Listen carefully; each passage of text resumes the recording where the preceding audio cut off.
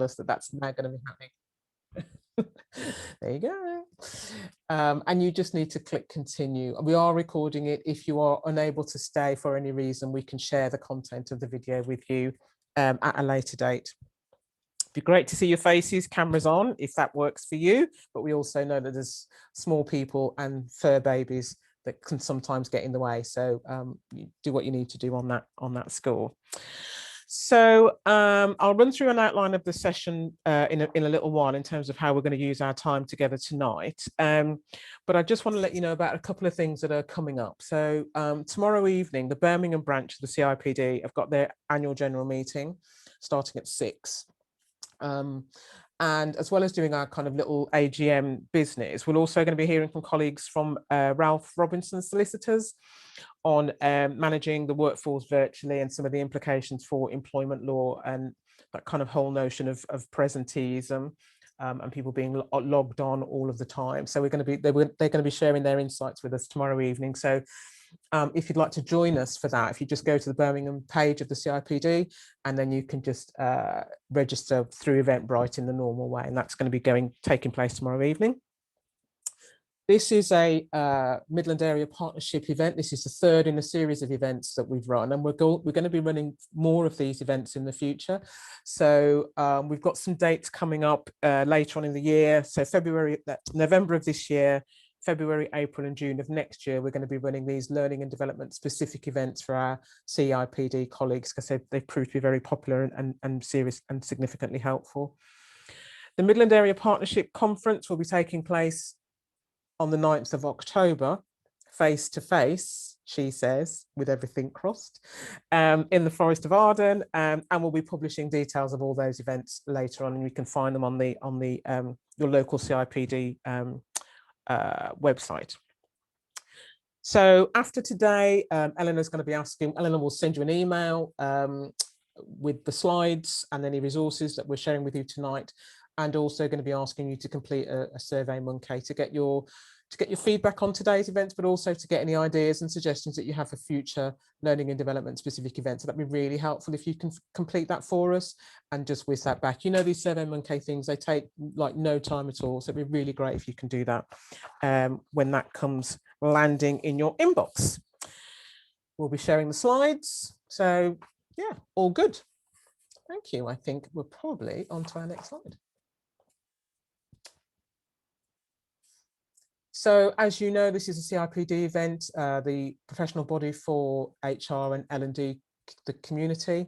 Lots of benefits of being a member of the CIPD. Certainly at the moment, there's lots of resources around COVID that that CIPD have been able to put together and you have access to. You can just kind of go and have a look at a whole host of things around workforce, knowledge sharing, you know, employment law, in and out of furlough, all of those kind of technical legal difficulties and struggles that people have had to deal with over the last 15 months.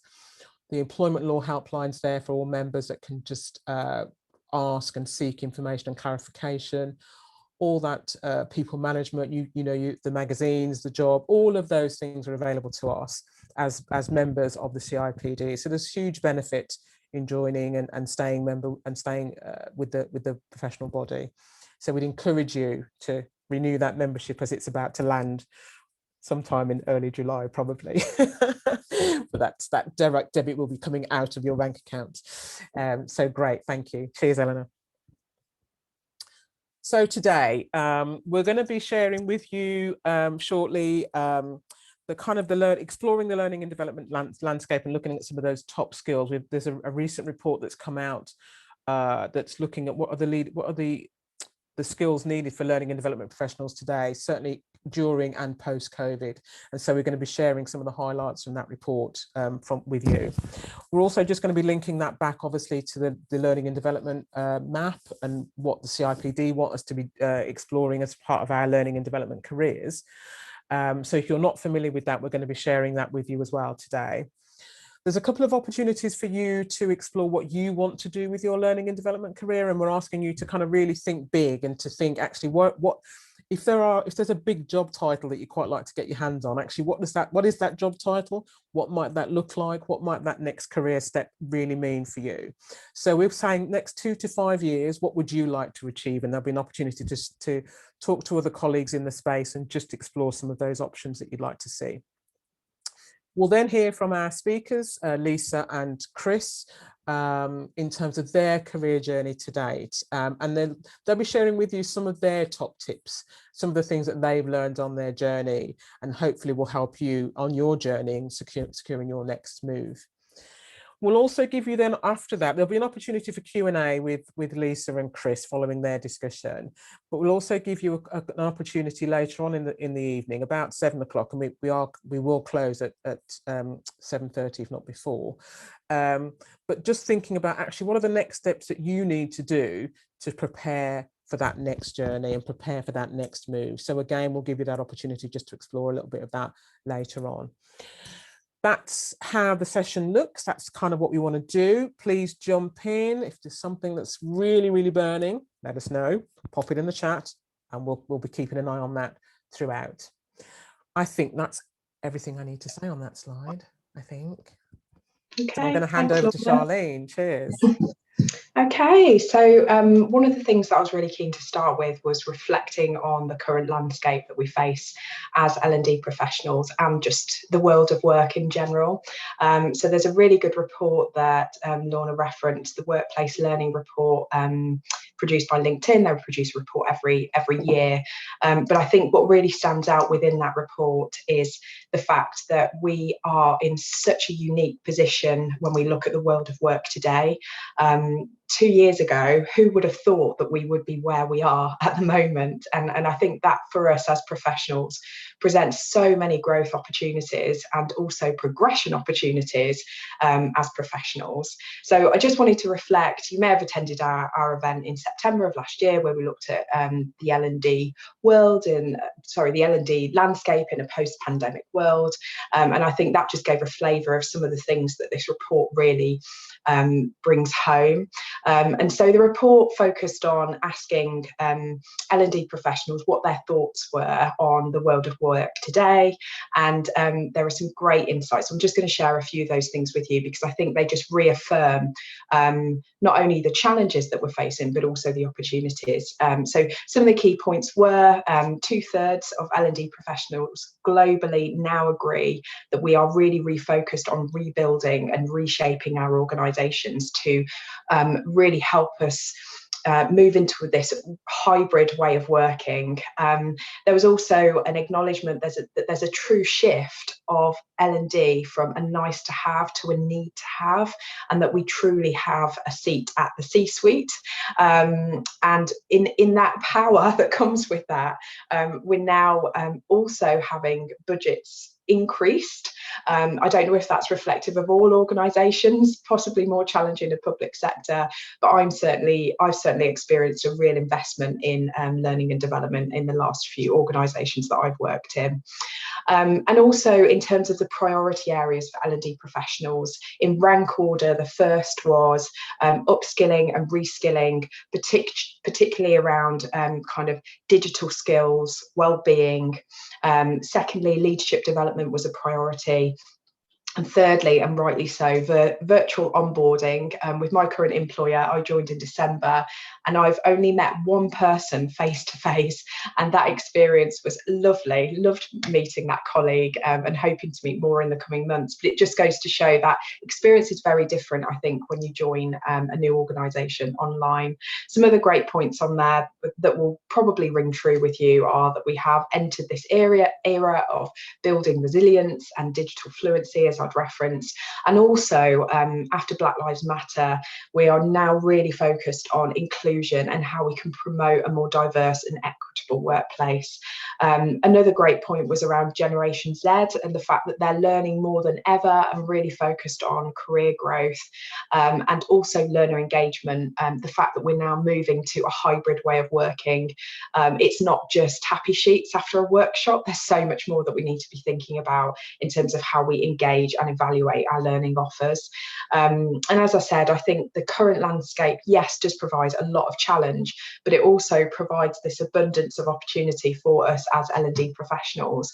And I think it's a time for us really to be asking lots of big questions, to really be challenging our business and you know, encouraging them to step up in terms of their learning. And it's also about creating change, having an opportunity to disrupt and be a pioneer for change, and take risks. And I think with all of that comes opportunity and growth for us as L&D professionals. And I don't know if you've looked at the job market lately, but wow, it's pretty good. I mean, there's a lot of jobs that are being advertised, and it really does depend on what you're looking for and what you want right now in your career and for the next, you know, 2 to 5 years, which we'll be doing a breakout on shortly. And I suppose that's a nice segue into really thinking about what our top skills are for us as L&D professionals. Now, the CIPD map is a beautiful benchmark, I think a great benchmark in really thinking about, well, where am I now? Where do I want to be? And, you know, I'm not teaching a granny to suck eggs, you guys know this, but it's just a chance really to reflect on our own core skills as L&D professionals and what do we need to do to really reflect on how we can progress.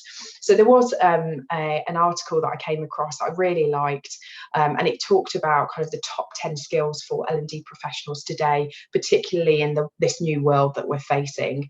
And I wouldn't say there's anything overly new in there. Things like effective at change management, can lead a team, or can lead a project effectively, is an effective communicator, strategic thinker, critical thinker, is able to build relationships, is a team worker, a good collaborator. One of the things that I did love in this article was it highlighted the fact that we need to make data-driven decisions, and that is one thing that we're really working on, particularly in the role that I'm in at the moment, really thinking about how we can use data insight to really drive decisions that aren't reactive and are very informed. So be really interested to know what you think are the core skills. Drop them in the chat, be really interested to know. And it does depend on role. You'll see here that, as we've said a couple of times, we have called out the CIPD profession map, and the reason for that is it's a great benchmark for really helping us think about, well, where are we? And you'll see we're going to share these slides with you. We've linked to it. It's quite a lengthy document. There's probably about, I don't know, 40 pages in it. But the bit that I found most interesting, and particularly I will touch on this again when we come towards the kind of latter part of the session, but what's a really good approach that the CIPD have taken are these stages of associate moving through to chartership and then chartered fellow. And that gradient allows you to see the progression in skill that is needed.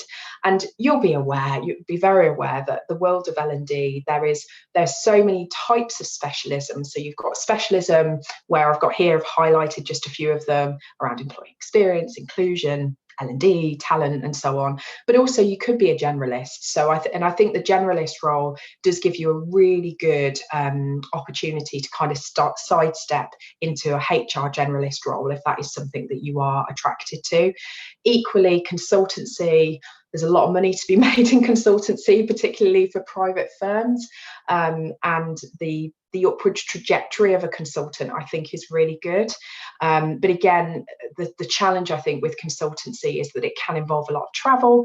And if you've got a family, caring responsibilities, that can be a challenge. Then on the flip side, there is management. And so I think definitely with L&D and most of the specialist roles, particularly ED&I, talent, you can move up through the ranks, and obviously the remit gets broader from a strategic perspective, but that hands-on experience becomes less so. And so you've really got to make a decision about what gives you energy. And then there's also the organisation versus independent. And I think the organisation provides a sense of security in terms of you as an L&D professional, you know, you're getting that monthly paycheck, but versus being an independent, there's that world of work that's, you know, gosh, the world is your oyster. I mean, Lorna, I don't know if you wanted to reference that, but what's your experience been like as an independent? So I've been working independently, as I say, for about 12 or 13 years, and you're absolutely right. Certainly at the beginning of that experience, my my field covered the whole of the UK. So I was literally traveling all over the place, and have done that for the majority of those years. But certainly, and that's brought some challenges, but also that's been quite interesting, because it means I've got to see bits of the UK that I'd never seen before. So there, you know, there are some upsides to that. Working independently gives you freedom. It gives you flexibility. Some of the things in the chat at the moment around very few part-time, there are lots of jobs around, but they're permanent, they're fixed term, and they're full-time, and actually there seem to be very few part-time roles available, people are saying in the chat at the moment. And one of the things about working independently is you can flex your work around your other responsibilities and other things that you need to be getting on with in your life. It is precarious. Certainly in March of last year, the majority of my work fell off the end of a cliff.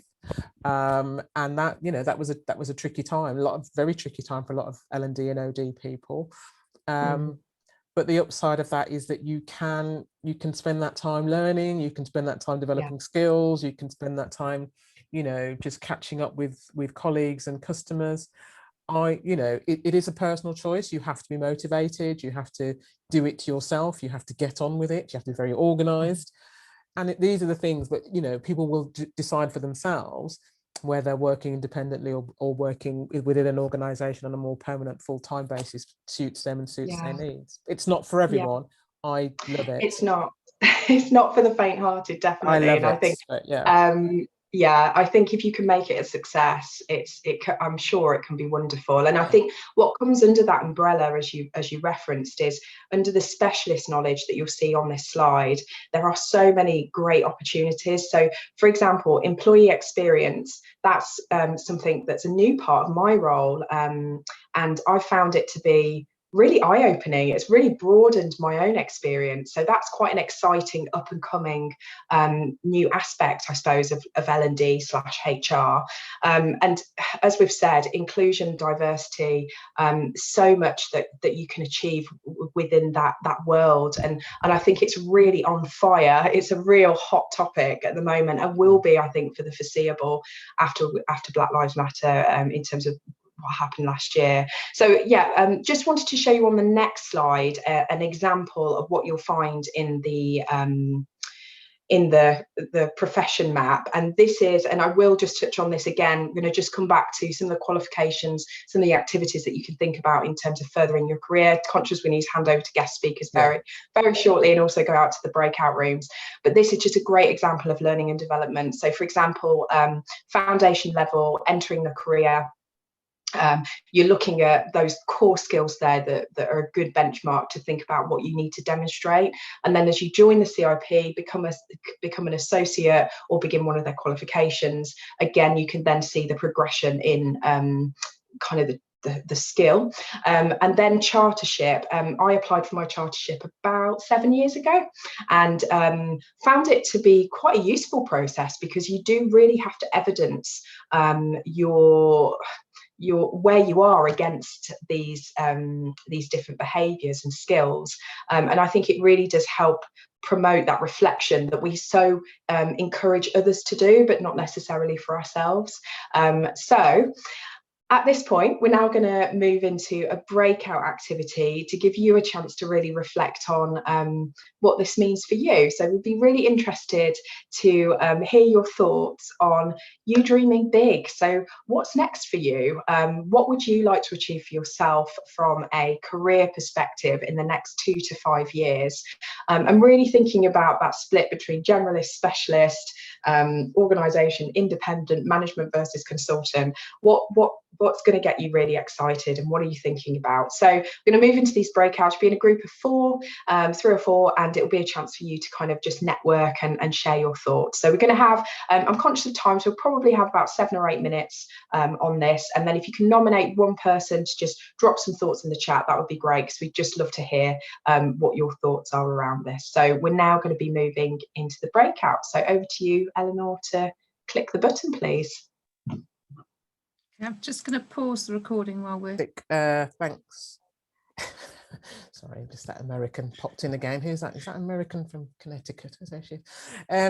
So a couple of speakers. What we're gonna do is ask our speakers to speak for 10 minutes. I'm going to ask Lisa to start, and then we'll go straight into Chris. And then at the end of both speakers, we'll have an opportunity for any questions that you might have. So if, as they're speaking, if anything occurs to you, pop it in the chat and we'll try and get through as many of those questions as we can. So that'd be really helpful. So I'm going to start with Lisa. So Lisa Blewitt started her career in the civil service before moving into the private sector with Orange and Centrica, and at the moment works with British Telecom. She spent a number of years spent in operational and change management roles before moving into learning and development, where she found her passion, as we all do, come a very interesting and circuitous route, as I'm sure we've all done. Making a real impact with colleagues, and that colleague experience and business performance has really been a driver for Lisa. And as I say, she's currently the Director of Learning and Apprenticeships with British Telecom. So I'm going to hand over to you, Lisa, to just share your learning journey with us, and hints and tips for those of us who are still on that move, still on the journey. Yeah. So you go back to the slides, are we okay, Eleanor? Thank you. Ever so pleased that you did a little intro there. I had a teenager deciding to come into the room at that point in a pair of football boots, which was an interesting pitter-patter.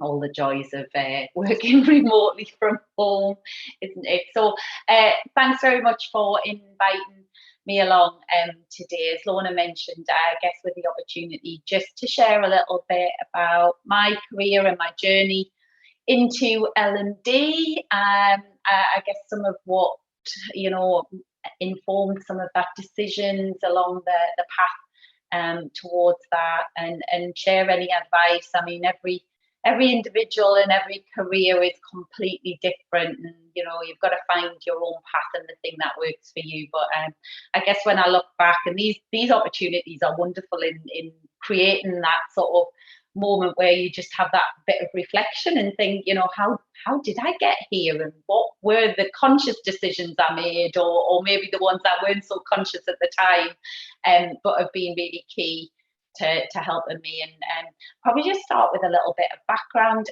As my accent would suggest, I'm from the northeast of England. That's always been a really important feature in my career. The reason I mention that is family is incredibly important to me. So I live here with my two sons. I'm a single parent. And that has featured quite heavily in the decisions that I've made. It's always about having a wonderful career in something I enjoy, but also making sure that the things that are most important to me, which are my family, you know, have influenced those decisions, but not necessarily held me back and constrained me in terms of sort of, I guess, self-limiting beliefs about what you can or can't do. And so I was watching really closely that conversation about part-time, and I think as a hiring manager, it was definitely a reflection on my part about sometimes I think it's lazy recruitment, in that actually be incredibly open to part-time work and flexibility, but actually don't make that known to prospective candidates through that process, and what, you know, as a consequence, lose out on some really wonderful talent out there. But I guess my career has taken probably 3 chapters to it.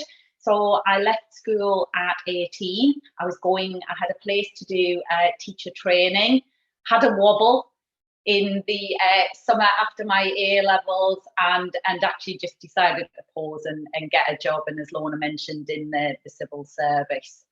What is wonderful about the civil service is they give you an amazing opportunity to try out different things. At that time, incredibly supportive around further education, and so what I chose to do was an administrative role, but did my degree and then master's part-time on an evening, which worked for me at that point. I didn't have any kids, so my evenings were my own at that point. But through that, and I guess the wonderful thing there was it was spotted that I did do that dedication, I guess, to further learning, and so that was recognised. I was given a wonderful opportunity in the change management space, and when I look back now, I think that solid grounding in such a broad and diverse space. It wasn't a specialism, but there I was learning about project management, change management, supplier management, that whole continuous improvement mindset. And I think that has been a thread. It's something that I really enjoyed, making a difference, having an impact on the business performance and that side of things. And that led me into then the next chapter, which was actually about moving into the areas where I was, doing that change activity in the operations side of things. And that was a pivotal moment for me. The question you asked the group actually just previously, as I was doing my master's degree, it was one of those on a residential, where do you see yourself in 5 years? And at that point, I kind of had a moment, which is not as a career civil servant. This is the moment I need to move. I was 26 at the time and made the decision to be bold and step into the private sector, and picked up a role with Orange at the time, which was a hugely entrepreneurial organisation. I'd actually fallen into contact centres as a change management initiative, and then found that world of operations, and that was great grounding. And I think for any HR professional, whether it is a permanent role or kind of a fleeting on your way, a grounding in operations with great leadership exposure, commercial focus, performance management, they're all great skills and capabilities that you will take with you irrespective of where you go. And it gives you that real, I think for me, as I moved into then this chapter of my career in learning, I think it was that being able to see things from both perspectives, and I hold that now about, great ideas and modernising the learning landscape and driving for a different strategy, but is it having the real business impact? Is it operationally feasible to do those things? I think they stand you in good stead. And with learning, I guess I found my passion. I found something that takes that change management piece that I loved so much. I've always done learning at scale in big organisations, and therefore I've got the operational leadership responsibility. And it evolves at such a pace. So Sharlene touched on some of those skills, and for me, even now, with kind of having spent 15 years in learning, it's all about, at the moment, I'm immersing myself in the world of kind of data and digital and learning ecosystems, not just learning management systems and human-centered design principles. So it continues to allow you to grow, and I think that's the wonderful thing. I'll just quickly move on. I think sort of five key reflections for me, if that, I'm not sure they're advice per se, they're things that I've found have worked really well for me. And one is about recognising careers are rapidly changing. So don't be constrained by traditional beliefs or what people tell you should or shouldn't do, in that respect. And I think that leads into the second thing, which is, when I look back, I have been at my very best, personally and professionally, when I've followed my heart, when I've pursued my passions, when I've been playing to my strengths, in that respect. And I guess the third thing is, in that sense, you evolve and you grow, and keep your plan evolving and growing. I didn't know at 18. I never knew that I wanted to be a director of learning, and I certainly didn't know the steps in between. So constantly keep iterating, how are you growing and evolving? To do with that, it's got to be about lifelong learning. If I look even in the time I've been in the learning space, never mind my career, it moves so quickly that from a career perspective, you've got to be on point. And the final area is, and I think this event is brilliant testament to that, is nurture your network. You know, so many of my opportunities have come because I've been exposed to people talking about other organisations or other things they're doing that they find passionate, introduced to secondments and opportunities to take on additional tasks and responsibilities through your network. And so, you know, there's good sides and bad sides of networks for sure, but where you can play to them and leverage them, do so, because they're really important. So hopefully I've kept the time. Fantastic, Lisa. Really, really wonderful. Thank you.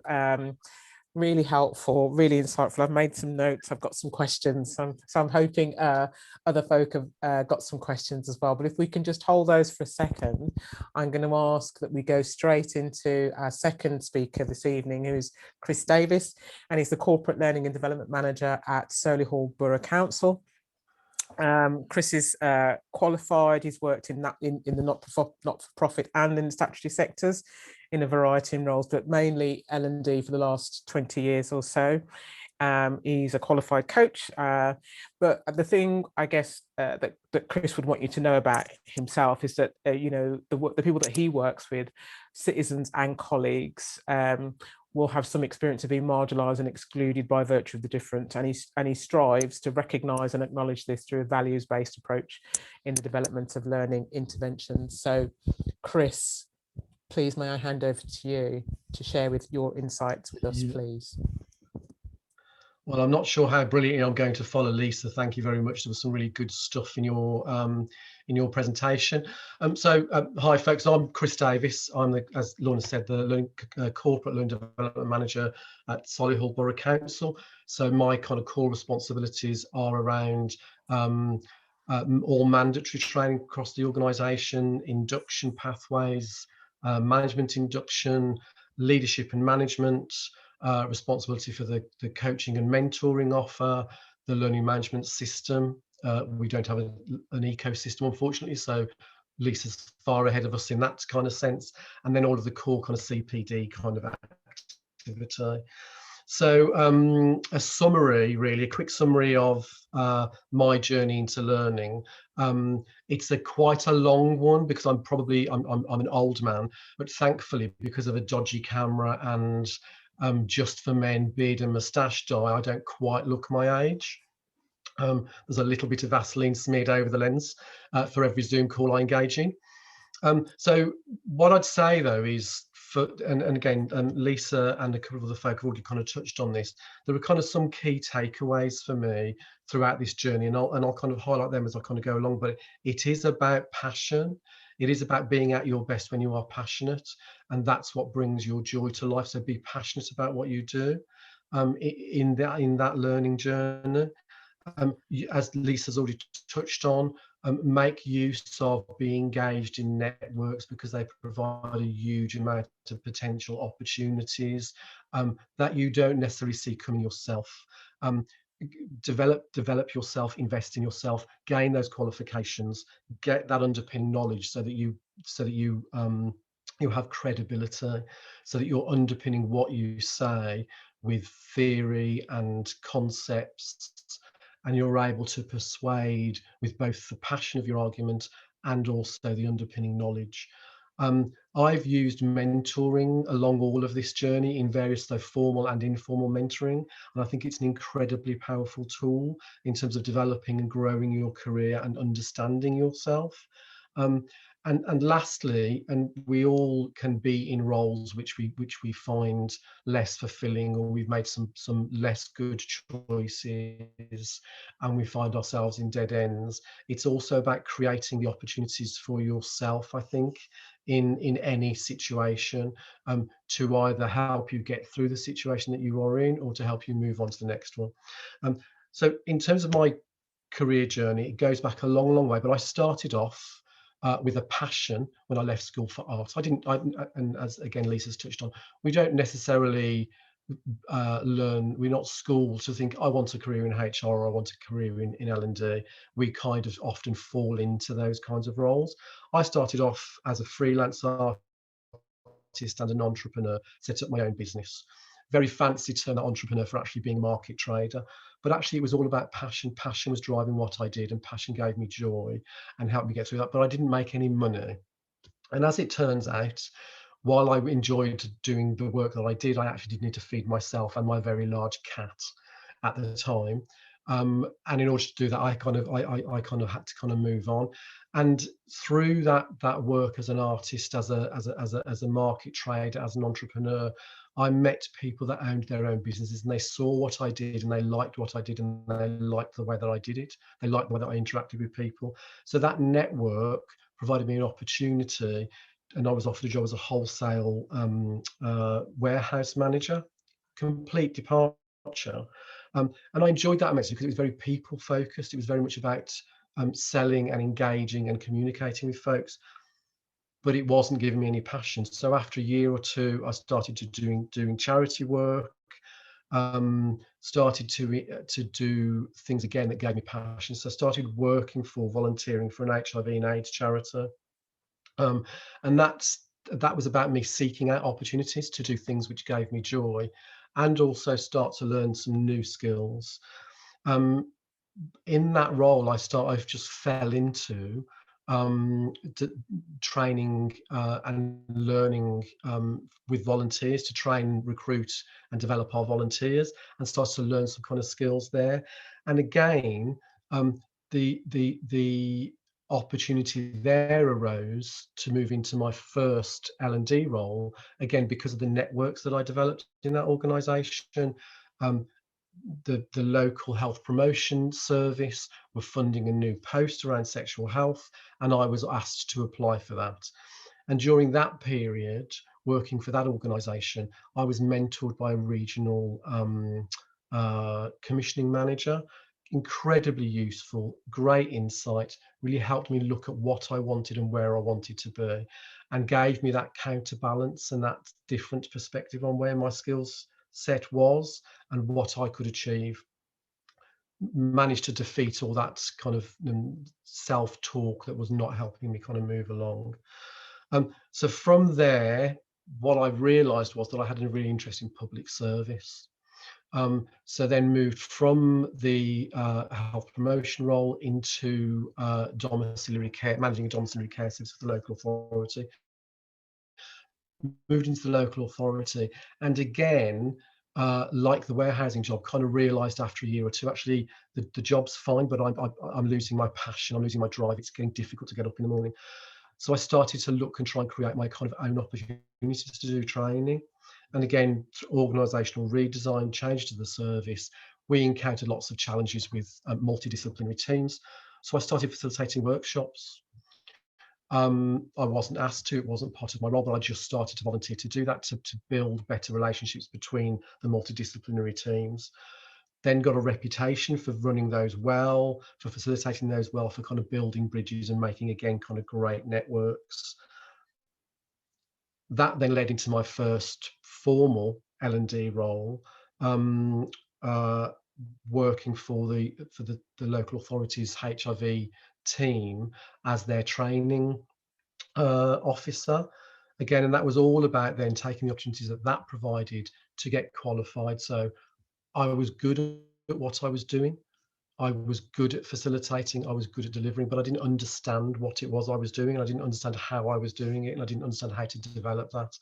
So then went through that whole, did my CIPD postgrad, went on, did leadership and management qualifications, got my postgrad diploma in leadership and management, and then progressed through then the organisation into a learning and development manager role, managing learning development for provider services. And that was about kind of decommissioning services, working with staff that were marginalised and distressed, at risk of being redundant, feeling very de-skilled, very undervalued, and working with them to develop and build learning programs that would help them to move through that experience, manage that change, and grow beyond the organisation. That was a kind of really successful, incredibly powerful kind of programs that really cemented my belief in learning and change and enabling people to take full advantage of the skills that they don't necessarily recognise that they kind of have. So again, networks, passion, qualifications, using mentoring to progress through that and creating my kind of own opportunities. I then went into a commissioning function, strategic commissioning team. Again, wanting to kind of make a big difference to that kind of bigger picture stuff, and started working with prisons on developing their requirements under the Care Act to provide social care. Again, a mismove. Found again after a year I was losing passion, so again started to look for opportunities to bring the passion that I had around learning into that situation. So develop regional conferences to bring providers together. Again, not strictly part of the remit, but something that added real value and that was then recognised beyond the role, to say actually that's a left turn that we were not expecting, and actually it's added some kind of real value. Again, reinforcing the fact that actually learning is kind of central to growth and any kind of change, even though it might not always be kind of apparent. So in terms of kind of advice, you can see the CIPD map. You can do the internet research that says what are the key skills that you need in L&D. We don't need to tell you that. What I would say for me, I suppose, in kind of closing, is that the things that underpin this for me are about being curious about yourself, being curious about others, and being curious about the world, and having a growth mindset will facilitate you in an L&D role. Being bouncy, you will face lots of challenges. Learning and development is very, very contradictory. As Sharlene touched on earlier, it can be both incredibly well valued by an organisation because they anything goes wrong, they want people trained. But at the same time, when you're trying to generate new ideas, there's often lots of pushback, there's lots of challenge. You have to have a business case, you have to develop yourself. So be bouncy, develop that resilience kind of mindset. Learning and development, I think, is all about asking good questions. So be good at asking questions of yourself, questions of others, questions of the organisation. And lastly, I think it's really a really kind of underpinning reflection for me is about being knowledgeable. Be an expert in whatever field you want, in whatever specialism you want, or as a generalist, but be an expert. Have your underpinning knowledge, have your underpinning skill set, so that you have credibility. Lastly, just love what you do, and if you don't love it, then take some action, reflect on it, and do something about it. Lorna. Thank you very much, Chris. I'm sure there were two lastlies in there, but I'll let it go. Yeah. Thank you very much indeed. Thank you. There was just some real joys in there, some real nuggets. I hope you found that really helpful and really, just really insightful. So my takeaways are that careers are changing and they're flexible, and where we start is nowhere near where we necessarily might find ourselves today. So actually being flexible and willing to change and able to change, I think is wonderful, and that's certainly come through on both of our presentations. Passion absolutely is one that's come through for both Chris and from Lisa. Doing the thing that you love, following your heart, playing to your strengths, doing the thing that gets you out of bed, that sets you alight, that gives you lots of energy. Nurturing our networks. None of us do this on our own, and it's really important that we ask for help. We go to mentors, we talk to our colleagues, we talk to people that we know, just so that we've got that bounce, we've got somebody to just share those ideas and those fears with sometimes. And learning. As learning and development professionals, we always need to be learning, don't we? We need to be the forerunners. we need to be the people that show other people how to do the thing that we want them to be able to do. So absolutely, we need to be the experts. We need to be the people who are at the forefront. We can see some of those changes and challenges that are on the horizon, and we need to bring those into the organisation, either as a member of staff or as an external consultant, to say, actually, these are some of the things you need to start thinking about. What's the implications for the workforce? So some just wonderful insights there. Thank you so much indeed. Local networks in the area. So I'll go into the questions before I take somebody else's. Can I ask a question, Lisa? You talked about that kind of self-limiting beliefs of some organisations, and people in the chat earlier were talking about the lack of part-time roles. So I'm one of those cheeky people that might ring up an organisation and say, I know you've got this role advertised. I know that it says permanent. I know that it says full-time. I don't want to work full-time. Please, can I apply and work part-time? What do you reckon to that, Lisa? I'd probably be even one step cheekier. So I'd go through the process, and as I'd get there and I'd kind of allow them to see me and what I bring to the table and the value I add, and have the opportunity to then introduce that as part of the process as if you're willing to put yourself out there and do that, I think it's that opportunity that people then get a better sense of you. And if you've got an answer around how you will make that work and what you bring to the table, then that makes that much more of a difficult decision for someone to say, actually, I'm fixed on that. Now, some people will, but if you're happy to do it, I'd go one step further and get yourself in the door. Thank you, Lisa. I welcome it. For me, I definitely would not take offence at anyone who did that. Chris, any views? I absolutely echo that. In fact, a colleague of mine asked that question. She was looking to apply for a job and saying, I can't apply for it, it's permanent. And I just said, get yourself in the door, make them want you, and then say to them, okay, this is the position and this is what I want. And certainly as a recruiter, I've interviewed folk. I've got two people who are really close. I've offered that first position. They've said, but I want it part-time. I've gone to number two and said, would you be willing to take it part-time? And then ended up recruiting two part-time posts because they were both happy to do that. So absolutely, get yourself in the door, make them want you before you then ask that question. Fantastic, great. Karen wants to know if there are any local networks in the Midlands that she might be able to join. Chris, you were talking about networking. Any local networks that you're aware of that you'd want to point Karen in the direction of? Well, the kind of ones I'm involved in are really around coaching. So the coaching and mentoring pool for the West Midlands employers. I use that network quite often. We have some work networks, so regional L&D specialists kind of coming together occasionally. So it's sometimes useful if you can't find them to try and create your own network. But CIPD, coaching, mentoring for me, and then a regional other kind of employers are the ones that I don't use them as much now as I used to, because I'm not needing them in the same way. Okay, great. Certainly, if you're, and I don't know your situation, Karen, but in a lot of the Midlands CIPD branches, we have an independence network, but I don't know if you're in the independent space. But if you're in the independent space, certainly the CIPD branches will be able to offer you that network and that space.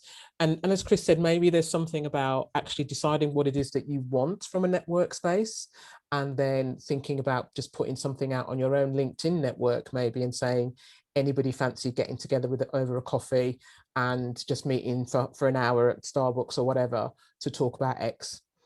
Sometimes, as both Lisa and Chris have said, I think let's just kind of jump on in there and create the thing. If there's a gap and you want it, maybe you're the person to create it.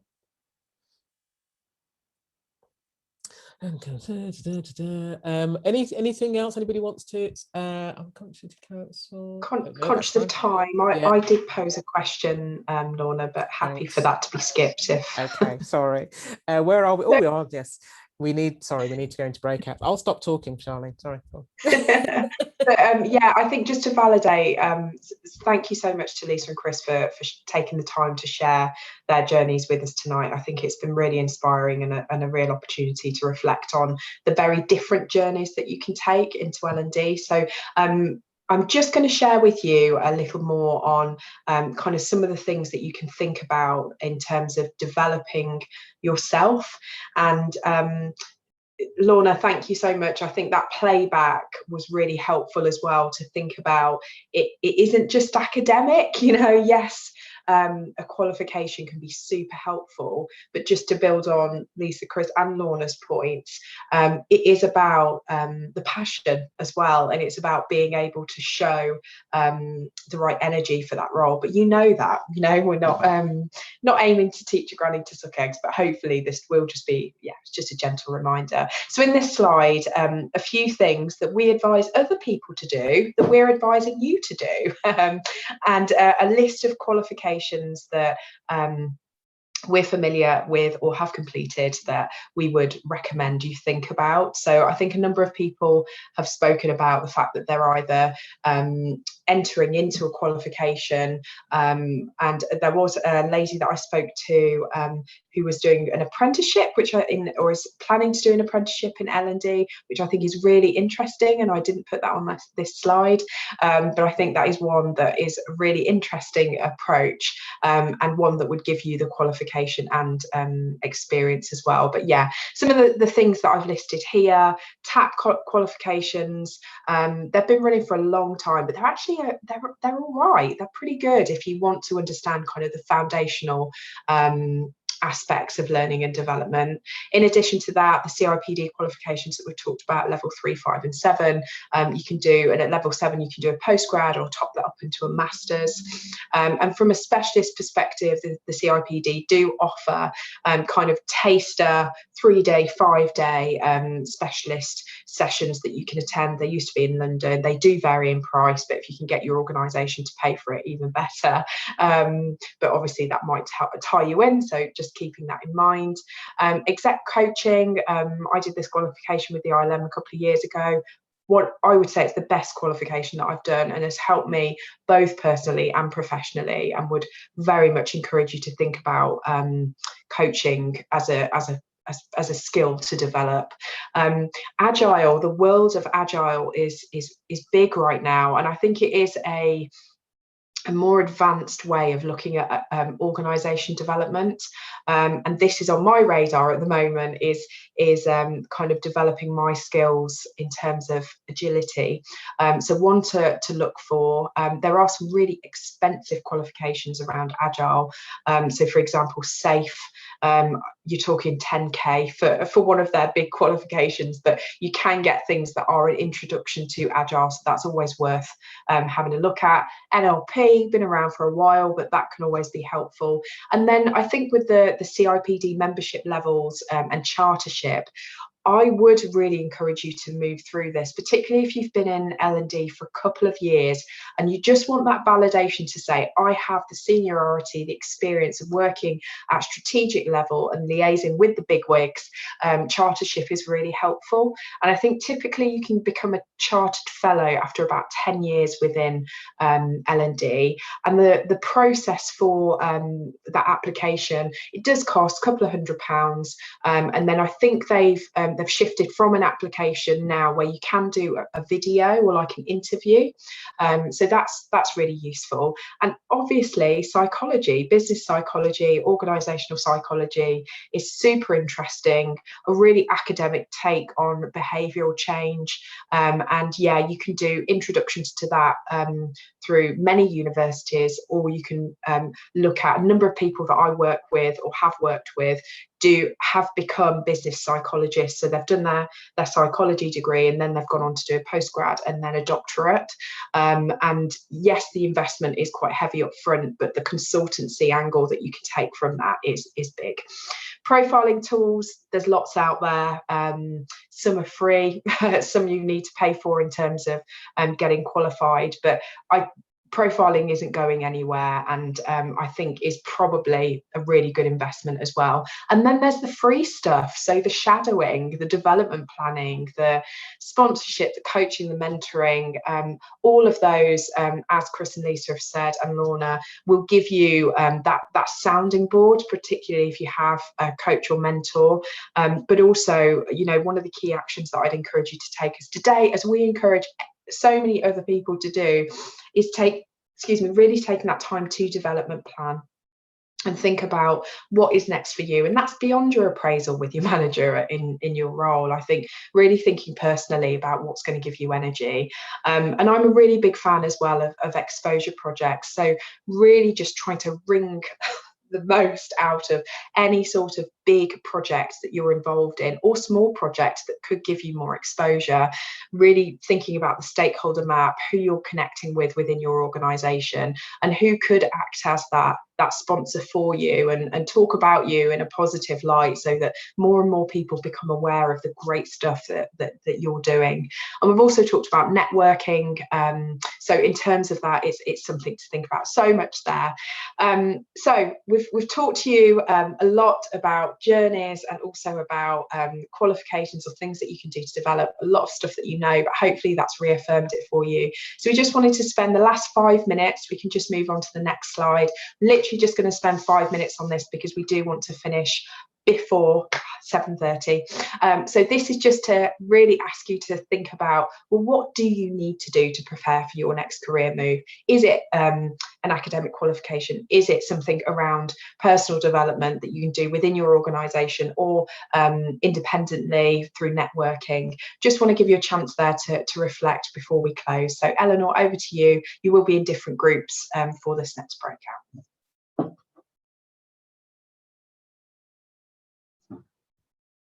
You're on mute, Eleanor. So the rooms are set up. I've got Sharlene and Lorna in the same room, so I'm just going to swap that around so that you're in different groups.